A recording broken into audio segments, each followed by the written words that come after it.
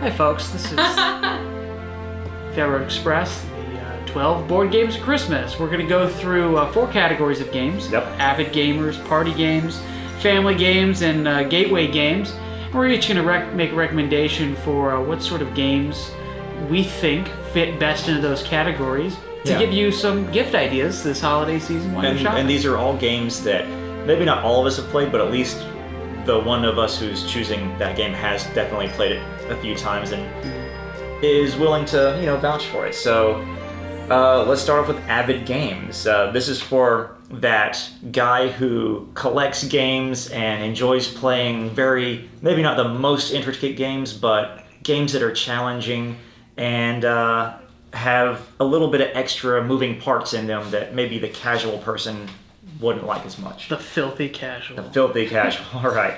So, Christopher, what's your first choice? Xia, yes. Legends of a Drift System, and also what's the expansion called? Embers of a Forsaken Star. Embers of a Forsaken Star. That makes the game. It's almost a game in and of itself. It's a fantastic game. It is very in depth. Everything from the construction of the pieces, to the metal currency, to the hexagonal system with a dynamic board, and teleporter pads, the economy system that they changed up in the expansions, leveling up your ship, changing your loadout. It is iconic for an avid gamer. It absolutely is. It's going to take several hours to play, but in our experiences, every single hour has been worth it. It is my absolute favorite game. Yeah, Definitely recommend it. The expansion fixes anything you may have thought was wrong with the original and really turns it into the perfect spacefaring adventure game. Courtney, what about you for the avid gamer? I chose Harry Potter Hogwarts Battle. It is a deck building game, and what it does is it starts with the first book and the second book as the learn how to play the game with fewer cards, and then it gets harder and harder as you add each expansion for each Harry Potter book. And then the 7th one, you have all the cards, it's a humongous deck, you have lots of options, and you don't know what you're going to get, so you don't know if you're going to be able to defeat all of the bosses and Voldemort at the end. It's very challenging, it's very fun. We kept dying and we kept playing again until we finally won with every single book. And then we bought the expansion and we kept playing. That's definitely a lot of fun. I've played up to book 3 and they did a really good job on that game, and it's the only good Harry Potter game. And it's good even if you don't like Harry Potter. It's still fun, it's still challenging. And I did have a tie for runner-up, I think. Vast Crystal Caverns is very good for avid gamers, and Mage Knight as well. Ah, yes. So for my avid gamer, I would have said Scythe, but chances are your avid gamer probably already owns this. So instead, I'm going to say a game that we actually haven't played on the Fell Road, but I've had a chance to play, and I think about playing it again and again because of how just well crafted it was, and that game is Innish, or Innis, however you want to pronounce it. But that is a game of not necessarily warring Scottish clans, but the artwork is beautiful. You create the board much like you do in Xia, except each piece is its own territory. You can move into someone else's territory, and you can just be like, "Whoa, I don't want to fight, man. I just want to live in the same space with you." And you can be like, the story of Europe. Okay, I can see that. Well, on my turn, I'm gonna add more people to this territory just so I have majority control of it. And when you get into combat, everyone's just kind of goes, because it's just a 1-for-1 trade-off, and anyone who gets involved in the combat loses people, and but then there might be this card where it's like, haha, I've won the day or something, and The won the day card. It's just the won the day card. But yes, I'm going to go with Innish. It's a beautiful artwork and a very well-crafted game. Cool. Well, now we've got party games. Yes. And it was kind of hard nailing down what a party game actually is. So I gave it my best shot here. I recommend Cash and Guns. Cash and Guns has a bluffing element. It has a player elimination element. There is a score element. It's kind of like a Euro style game And in there's a mob boss. and there's a mob boss. Yeah, bibbidi bobbidi. Cash and Guns has so many expansions to it as well. It doesn't get old. It's always fresh. And if you really want to get some laughs out of a board game, it is out of a game. It's a lot of fun. There's not a lot of moving parts. It's the foam guns. They're fun to play around with. Yeah. You've got the artwork and the money that people hold on to. You can see the piles. Getting up basically like Monopoly with guns and randomization. So I really like Cash and Guns, and I recommend get all the expansions for it as well if you want to. But it's something to keep on hand regardless of how many people are coming to your party. Yeah, absolutely. And you never get tired of pointing those little foam guns at your friends or your frenemies. Yeah. Courtney, what about you? I chose Once Upon a Time. It's a card game, and you're dealt cards with characters or things or places or events, and then interrupt cards. And everyone has a happy ending card that they have to get to by telling a story. And you can interrupt and steal the story from someone else, and since you're all trying to get to a different happy ending, the story can get really convoluted. It can go down all sorts of crazy rabbit trails, and it's really fun. It kind of depends on who you're playing with, and it's better to play with more creative people. And it brings out creativity in people who aren't necessarily that creative. Okay. Because they like have Jim, to play. Jim from accounting. Yes. Come to So the Christmas party. it's really great, and you can play with as few as 2 people, and it's still really fun. What about you, Josh? I am going to go with a party game. I've played several with you guys, but my Cash and Guns would be a close second. My first is going to have to be Snake Oil. Yep. Snake Oil is one of those, I guess you could call it please the judge. You've still got, it's like Apples to Apples or Cards Against Humanity, where one person is the judge each round and everybody else is hoping that the judge will choose theirs. Except in this one, who is selling to you, because in Snake Oil, you are a door-to-door salesman, even though you can say get out of my shop, but and you have a deck of cards. Each card has one word on it. You have to choose 2 of those. And you can check out our playthrough video of this too to see what I'm talking about. But it's fun for even families because it can get a little adult if you want it to. But you can also play it with your kids as well. And it's funny watching people try to sell a snot mountain to somebody or a fish sandwich. It can get that redundant. It can get that real world or that crazy, and it's like, oh, I'm a baby. So what, wah, sell me something that a baby would want. Or you can be a ninja or a wizard, and so it just keeps mixing things up. And the fact that they have to sell it to you and you're choosing 2 cards each time just adds so much replay value to it for me, and it's just funny. So yeah. Snake Oil. Yeah, if you've ever played Cards Against Humanity, I think this is better than Cards Against Humanity because it has that element of someone is actually giving you a sales pitch as opposed to just the 2 things on the whatever. It's just I think there's just so much more to it than Cards Against Humanity. If you like Cards Against Humanity, I think you'll love Snake Oil. Absolutely. It's amazing. Family games. Family games. Get your family playing something other than Monopoly. Oh my God, yes. That was a story of my upbringing. We ended up playing a lot of card games because we couldn't stand Monopoly anymore. I said Pandemic Legacy. So regular Pandemic is good. The reason why I like the legacy aspect of Pandemic is that because you are a family and we're going to sit here and build something together. Damn it. And it's co-op too. It is. The whole thing's cooperative. You can't blame your sister just because Lagos fell to a virus, but you two can help save the world. You get to watch everything change as your foolish hands have wrought destruction on your fellow man, or you can help rebuild society. So I think it's fantastic as a family, and I don't think, because it's a cooperative game, I don't think you'll actually come across too much conflict. So it's a team building thing. That's Yeah. why I like Pandemic Legacy. It's the number one game in the world right now on Board Game Geek. Oh, really? Yeah, and Cool. it's number one because it's cooperative. So instead of arguing with each other and stealing stuff from each other, you're working together, and so that's definitely something so different. In Pandemic, I don't know if it was one of the first, but I don't know if it was the first, but it was one of the first really good co-op games to get your friends and family working together. But another great thing about this is if you don't have any of the Pandemics, you can play regular Pandemic on this before you start your Legacy, which changes the board permanently.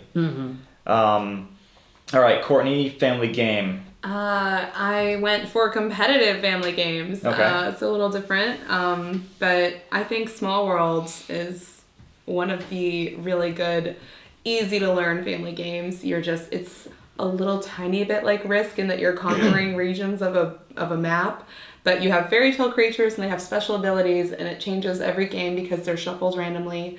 You can form alliances with people, and you're just conquering the map, and you're gaining coins for the land you conquer. And at the end, all you do is count the coins you have. Okay. It's pretty simple. It's easy to learn. It's good for groups, and it's one of those fun ones that you will not get bored with. Unlike Monopoly. Yeah. So my family game, this is geared towards maybe your kid as young as 8 years old, but also adults enjoy this too. It's Smash Up. It's very random. It starts out, the main game comes with 8 factions. That's 8.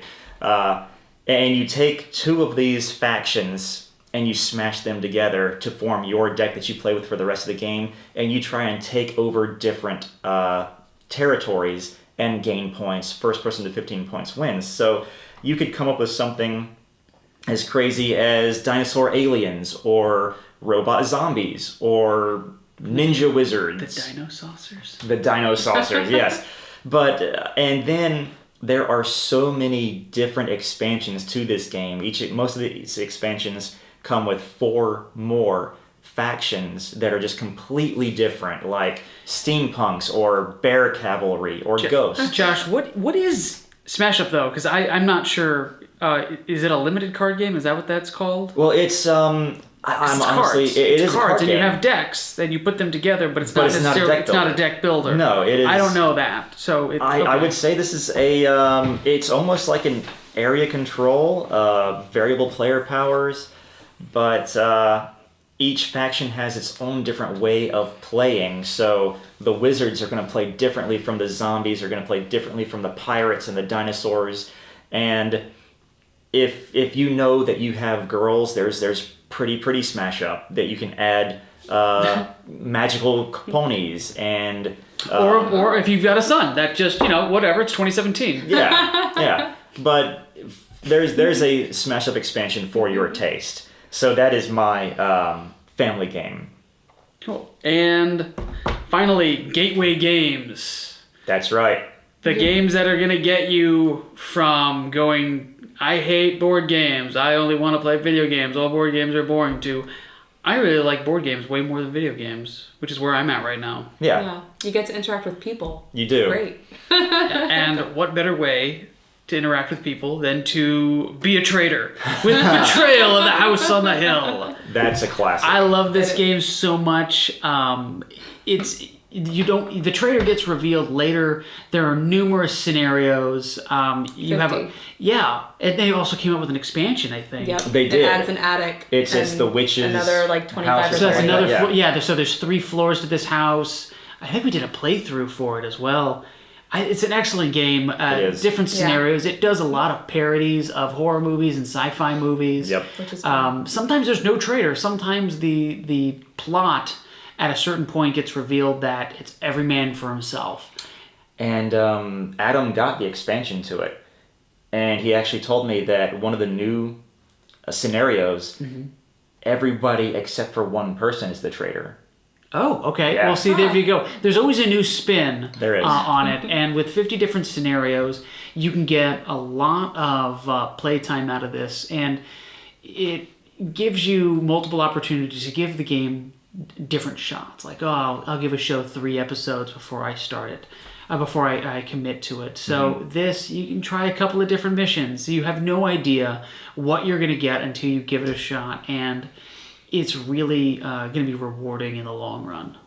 Yeah, absolutely. And it's, if you're the horror lover, or your family's really into horror, that's definitely the game to get.